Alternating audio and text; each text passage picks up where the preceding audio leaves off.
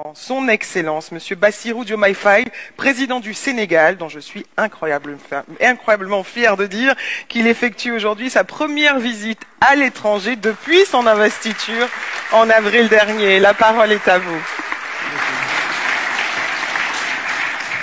Monsieur le Président de la République française, notre hôte, Monsieur le chef d'État et de gouvernement, Mesdames, Messieurs les ministres, Monsieur le Président de la Commission de l'Union africaine, Monsieur le Président du Conseil d'administration de Gavi, Mesdames, Messieurs les ambassadeurs, distingués invités, Mesdames et Messieurs.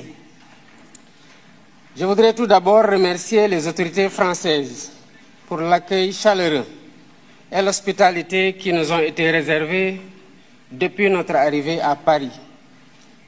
Je suis heureux de me joindre à vous aujourd'hui pour participer à cette campagne de mobilisation pour la souveraineté dénommée Lancement de l'accélérateur africain de fabrication de vaccins.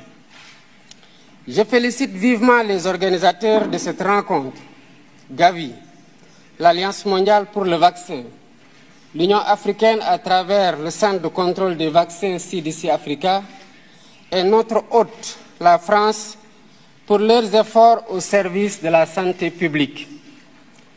Par ma présence à ce forum, j'ai voulu exprimer mon attachement personnel à la santé et la place qu'elle occupe dans l'action de mon gouvernement.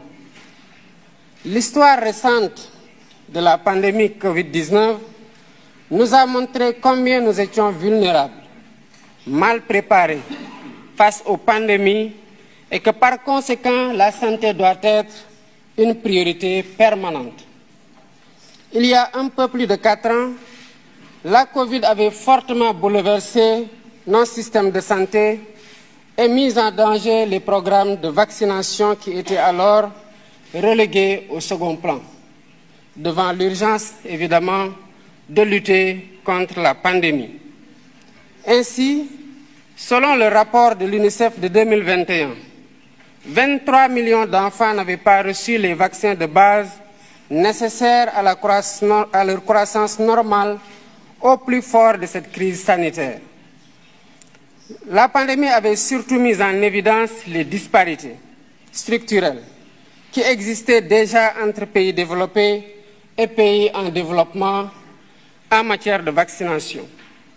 Bien que l'Afrique représente environ 20% de la population mondiale, son industrie de vaccins fournit à peine 0,25% de l'offre mondiale. Le continent est encore largement tributaire d'autres régions du monde pour couvrir ses besoins. C'est dire l'immensité de la tâche qui reste à accomplir pour la souveraineté vaccinale de l'Afrique. Mesdames, Messieurs, en consacrant cette rencontre au lancement de l'accélérateur de la production des vaccins en Afrique, AVMA, Gavi et l'ensemble de ses partenaires s'inscrivent dans la voie pour corriger les points faibles du continent en matière de riposte face aux pandémies, telles que le manque d'équipements et de médicaments, mais surtout de vaccins. Nous avons vécu cela pendant la pandémie Covid-19 avec l'arrivée tardive et en nombre insuffisant des vaccins. Un des défis majeurs pour l'Afrique aujourd'hui, c'est de produire des vaccins, des médicaments et diagnostics, mais également d'accéder aux plateformes de commercialisation pour participer pleinement à la lutte contre les menaces sanitaires futures. C'est une volonté politique de l'Afrique et nous invitons tous les partenaires à soutenir cet agenda qui constitue une priorité au même titre que les autres priorités liées notamment aux situations de guerre ou de changement climatique. L'Afrique a les capacités de production locale de vaccins. Des pays pionniers s'y sont engagés, dont le Sénégal avec l'Institut Pasteur de Dakar. Je rappelle que cet institut existe au Sénégal depuis un siècle et qu'il a une expérience quasi centenaire dans la fabrication de vaccins. L'Institut Pasteur de Dakar a fabriqué son premier vaccin contre la fièvre jaune en 1937. Ce même vaccin a reçu la préqualification de l'OMS en 1966, donc depuis plus de 50 ans.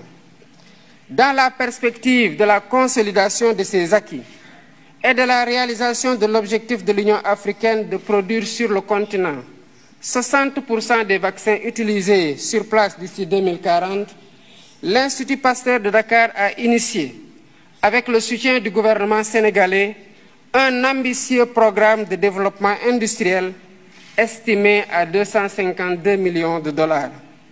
Ce programme vise à maîtriser toute la chaîne de valeur en matière de production pharmaceutique, depuis l'identification des besoins jusqu'à l'utilisation des produits par les bénéficiaires. La réalisation de ces infrastructures et l'acquisition des équipements sont en cours de finalisation.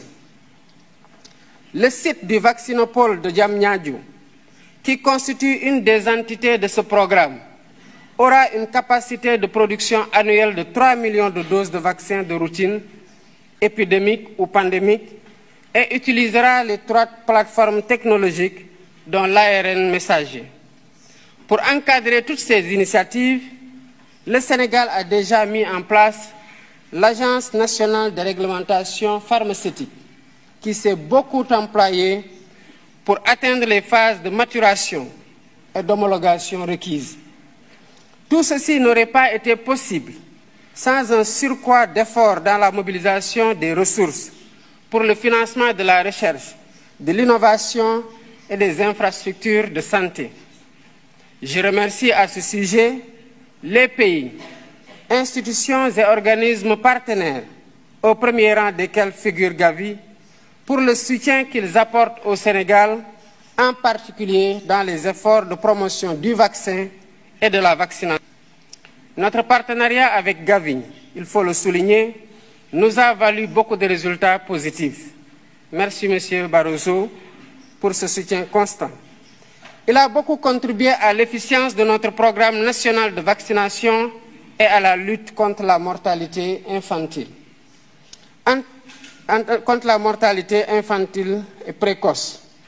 Je sais que Gavi fait la même chose dans d'autres pays avec des rendements aussi appréciés en matière de prévention sanitaire, de prise en charge médicale adéquate et de lutte contre la mortalité précoce. En tant que pivot essentiel de la solidarité et en reconnaissance des immenses services qu'il rend aux pays bénéficiaires, Gavi mérite le soutien continu de la communauté internationale. C'est la raison pour laquelle, en ma qualité de président de la République du Sénégal, je lance un appel à tous les pays et institutions partenaires afin qu'ils contribuent généreusement à la reconstitution des fonds de Gavi pour la période particulièrement de 2026 à 2030. Soutenir le financement de Gavi, c'est aussi investir stratégiquement et à un rythme plus soutenu dans la protection de nos enfants, des générations actuelles et futures. Je serai engagé dans cette campagne pour Gavi et je vous invite tous. Ensemble, mobilisons-nous. Je vous remercie pour votre aimable attention.